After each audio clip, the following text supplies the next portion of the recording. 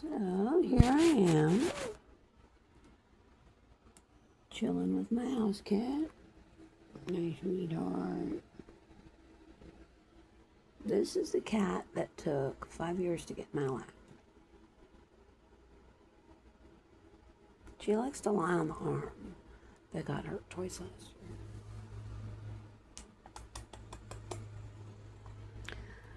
year. And I heard enough online that cat purrs are very healing, so I'm sure not going to stop her.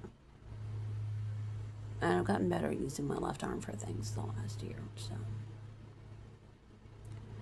But I wanted to talk about gossip after tragedy. And it's probably a good thing I have my little girl here. Because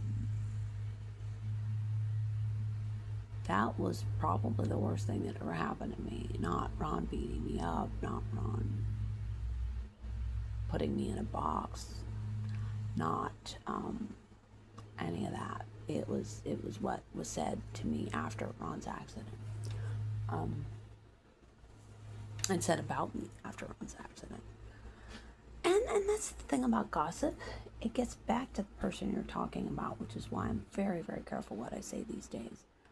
There was something sad happened at work a few years ago, and everybody was talking about it. I wouldn't participate because, one, I knew it would get back to the person, and I didn't want to hurt him anymore. And two, I don't do that. I don't enjoy talking about bad things and making judgments and pointing fingers. I just don't. I've been on the end of that finger. I don't like it. It's horrible. So why was I talked about? That's a good question. Well, my husband was totally blind. He was extremely independent. He would go hiking by himself in a 1,000-acre park. He would have the cab drop him at the ranger station, and he would use his long white cane and go wherever he wanted to go in the park. And on one occasion, he actually rescued some sighted hikers who had gotten lost, and he took them back to the ranger station. And then he went back and continued his hike. I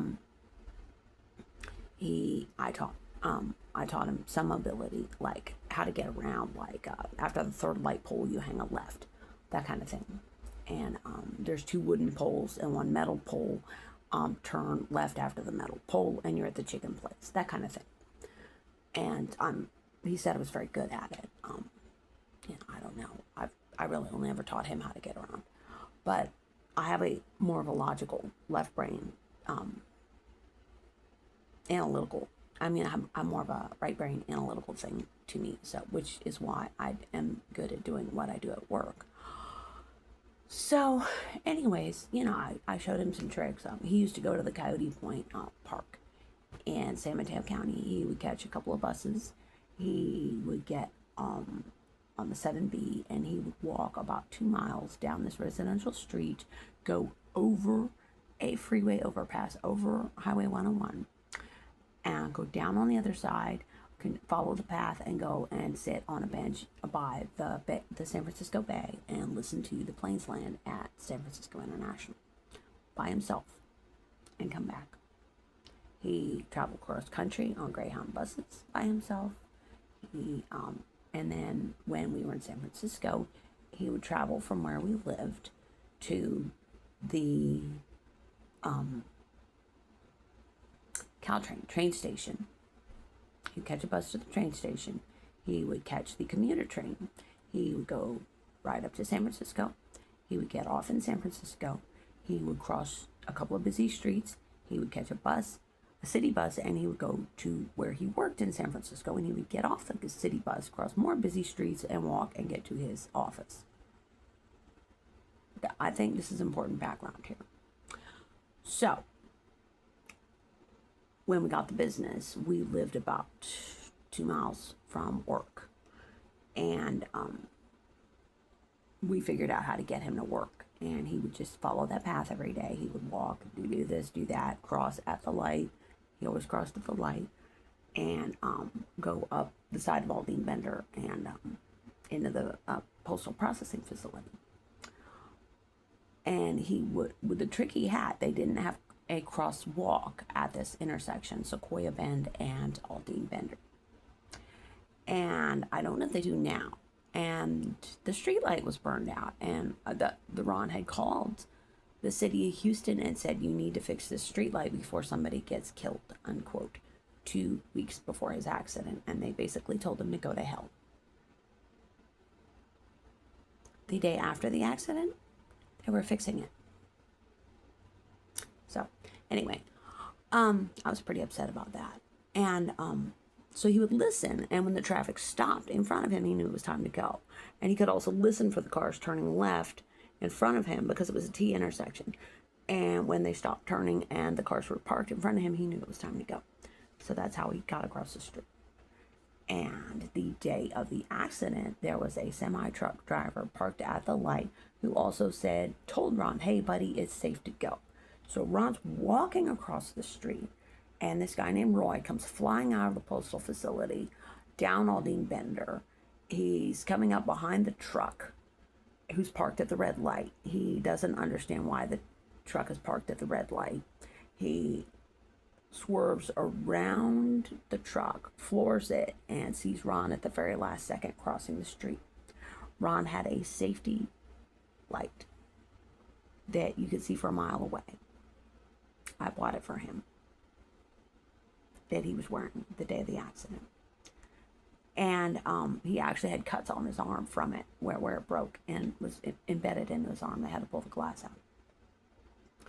And came up, and Ron said, oh shit, I'm sure, and the driver said, oh shit, but it was too late. Bam, boom, Ron gets dragged 2 blocks. That's that. And everybody's like, oh, well, at least he didn't leave the scene. Everybody has told me, the paramedic, other postal workers, the paramedic who responded, I actually met a few years later.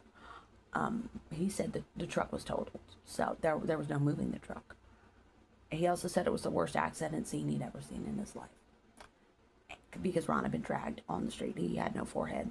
His head was split open. He had road rash head to toe, except where his lens and coat had covered his arms.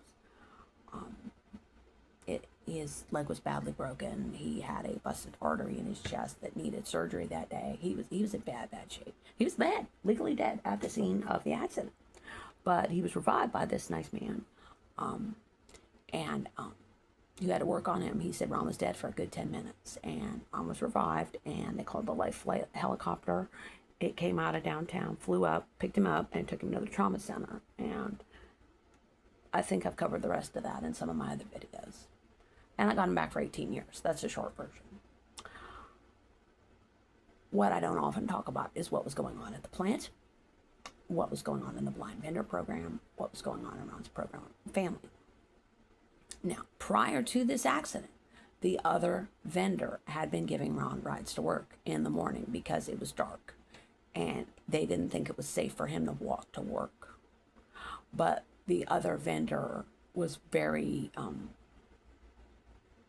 greedy, and he felt that the little nightly specials we were doing at the deli were going to take away his business, and he was ordering Ron to stop doing these little specials. And Ron said, no, I'm finally breaking even. I have to keep doing this. And the guy basically said, go to hell and you can forget about any rides. And this is about 2 weeks before the accident. So the person who had been giving him rides stopped. Ron called a cab driver that we used, and he said that, quote, that's too early. So he stopped. He didn't even want it. And Ron offered him some good money. And then Ron's brother was always saying, well, if you ever need help with the business, give me a call, let me, every holiday, he would always make this big speech to Ron about how he was there for him, blah, blah, blah. Just call me, I'll be there. So Ron calls the brother, and the brother's like, no, that's too early. So these 3 people, after the accident, guess which 3 people went around talking about me, saying that I should have been with him. And it seems very obvious to me, and it was very obvious to Ron. if I had been with Ron, the guy ran a red light. I wouldn't have known that was coming. We both would have been hit. I would have been, I could have been killed. I could have been put, God didn't want me injured. That's why he kept me home. And Ron specifically told me that morning, you were up all night helping me work on that report. I'm going to take care of this delivery by myself. I'll be, and you sleep in and then come in when you can. So I was going to come in at like 11 or so. And this is, about 3 a.m. he told me this. And then he laid down and got a nap and then he went to work. Well, I was still asleep at the time of the accident. Boy, people have a lot to say about that. And the postal workers closed ranks around the driver. They would not tell us the name of the truck driver who told Ron it was safe to go because they knew we would likely sue that man. And they were very angry that we even did a lawsuit on the guy who put Ron in a wheelchair for the rest of his life. And we got a whopping $2,000 settlement out of that. I got more than that for my arm. And the arm got better. But yeah, it was just really, really bad. And the gossip was horrendous. And I got to the hospital that day. Somebody came and picked me up and took me there. And told me about the accident. And I'm praying, I'm crying, I'm singing, I'm just trying, hiding place. I kept singing hiding place. You are my hiding place. You always fill my heart with songs of deliverance. Whenever I am afraid, I will trust in you. I will trust in you. Let the weak say I am strong in the strength of the Lord. I will trust in you. And I had my Bible with me. And I get to the hospital and Ron's family is blaming me for the accident. And I took Ron's brother aside and said, he asked you for rides. That stopped that. And the guy who had stopped giving Ron rides, the other blind vendor, went around talking a bunch of trash in the program that if I had, quote, gotten off my lazy butt, blah, blah, blah, blah, blah. And then they had the nerve to call me, oh, how is he, Heather? And I said, I heard what you've been saying about me, and you can go to hell. And I hung up on her, and I have no regrets on saying that. Yeah, it was just awful. And the finger pointing. So I'm at the hospital, literally up for a whole day, a whole night straight, because they keep telling me he's not going to make it through the night. And I didn't want Ron to die all alone. And, which he ended up doing. And, nobody even thought, how was Heather going to get home from the hospital? Nobody thought, nobody cared. I don't know. So I'm standing outside the hospital. I got like $20 in my pocket. There's no way I can get a cab from the medical center to Northeast Houston, Aldine Bender 59 area, with $20. The only thing I can do is take a bus. So I took a bus. It took about 3 hours, a couple of different buses, and at one of the transit centers, it was the Kashmir Transit Center, I think, where the 83 started. The 83 was the primary route that went where I lived, my home base, if you will. Right now, I live on the 85, but and this woman walks up to me, and she said, and she goes, "Is he dead?" I'm like, "What?" She said, "Is he dead?" I'm like, no, he was alive when I left the hospital.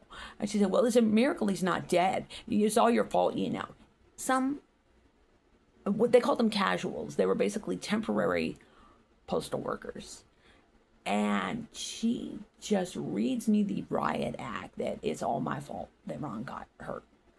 And I said, it's the fault of the man who ran over him. And I still stand by that.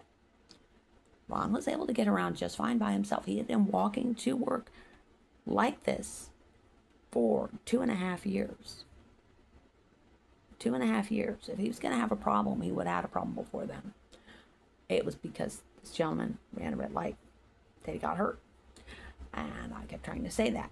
And she didn't care. And she just read me the riot act. It's all my fault. We're all so upset. And how dare you do this to us? And, and just, and I'm like, what? What the hell? What the actual hell? And, people are so quick to do this. And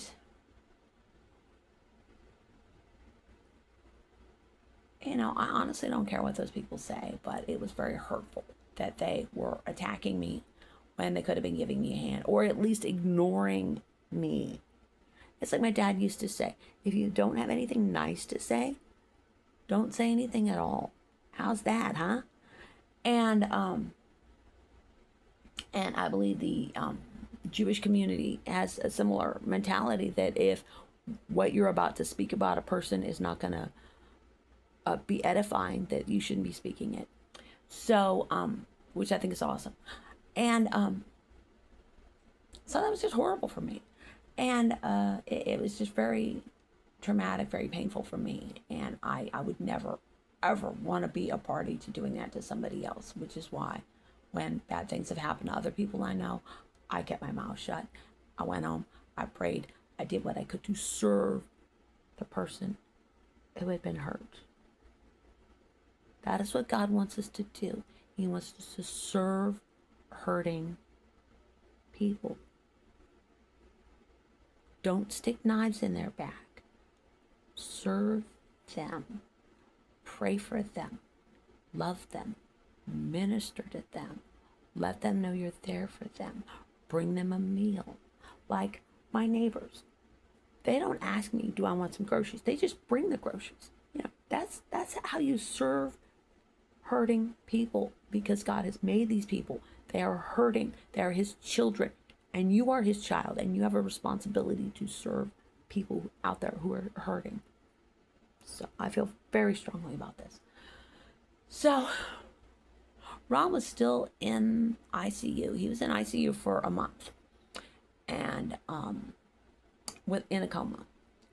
And he was in, that was pretty bad for me. And they were not hopeful at all about that. But, considering he did pretty good when he did wake up. He had a pretty good run there for a while before the Alzheimer's got him.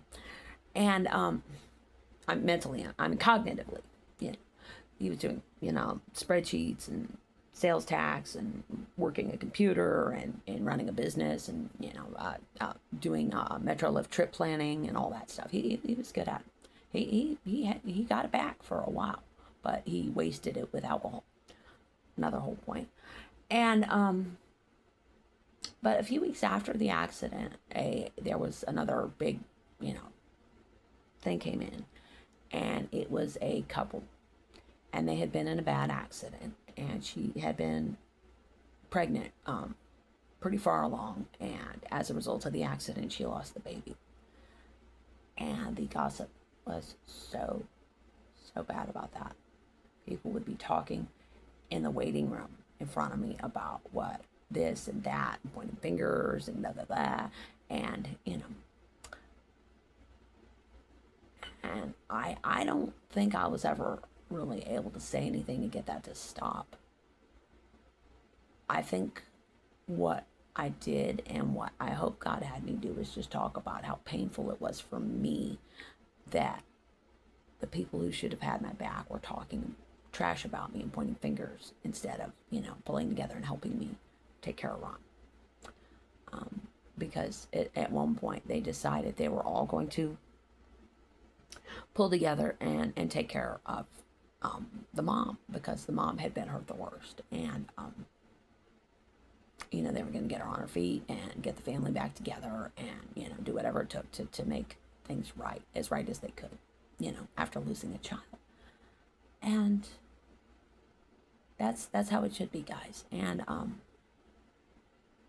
I still pray for that family. I don't even know if they're still together or what, but they're in my heart sometimes. And We had a situation in Houston last night where I can already see this is going to happen because a husband picked his wife up after work, and the media account has made it clear several times the wife and the husband were not walking together. She was a little in front of him when he was hit by the car.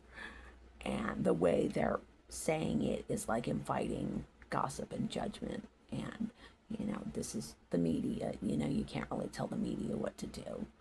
And happily for me, I never heard any of the media stuff. Apparently somebody called in to one of the local radio talk shows a day after the accident. I suspect Ron's brother, and had a lot to say about me, and none of it was nice. And I had people calling me left and right saying, "You did not hear that, did you?" And I said no. And whatever it is, I don't want a recap. And they respected that. So I still don't know what that was, but people do that. And go easy on this poor lady. She lost her husband. He died in front of her, regardless of what was going on. Who knows? Maybe they were quarreling or whatever. And she just said, "You know what, I just need to, But she lost her husband. Let's have some mercy here. Let's show some grace and pray for her and love her and focus on things like that. And please, please, please don't be the hater.